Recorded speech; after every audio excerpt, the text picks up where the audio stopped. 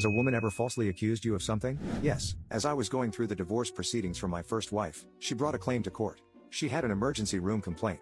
It said that she suspected my son had a venereal disease. In court, her verbal complaint was that he, our son, had anal warts, and that I had done unsavory things to him. As such, there was a temporary order, stopping me from seeing him. I was sent to a urologist to be tested. I was clean. The court ordered a physical and mental test of my son. No signs of any kind of misconduct. She didn't show back up to court, as the divorce was final, but the custody was still in question. So, the matter was dropped, due to lack of evidence. There was another son, who I never got to see due to this. From the time that he was born, to the time that he was buried. This son was mine, and it still hurts a little, even though I never even got to develop a rapport with him. I wasn't even aware of him until he was born.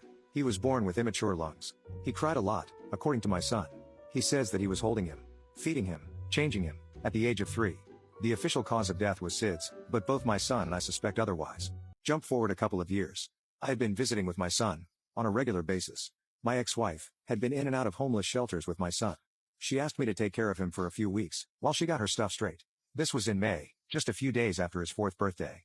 Come the end of July, I had not heard back from her, so I sought her out. She was still in no position to take care of him. She had her benefits cut off, because she claimed that I had not been paying child support, but I showed up with receipts for support, much more than the court required me to pay. I was still required to pay her a minimum while I had him. So I bought money orders at the appropriate time, and hung on to them. No way to pay her, if I couldn't find her. But, I wasn't going to be caught out not doing my legal duty. I kept them as evidence of my attempt to pay her, even though I physically had him. Anyway, I sought her out, in July and told her that I needed to get him enrolled in Head Start. In order to do that I had to have custody, so as to get a physical from the doctor. I convinced her to sign the papers. I took them to court, and was given legal custody. I enrolled him in Head Start. I found out that he was already a year behind. Other kids had been in Head Start at the age of 3. I managed to help him catch up, but he was through kindergarten by the time he did. He was still not potty trained at the age of 4, but I managed to help him correct that.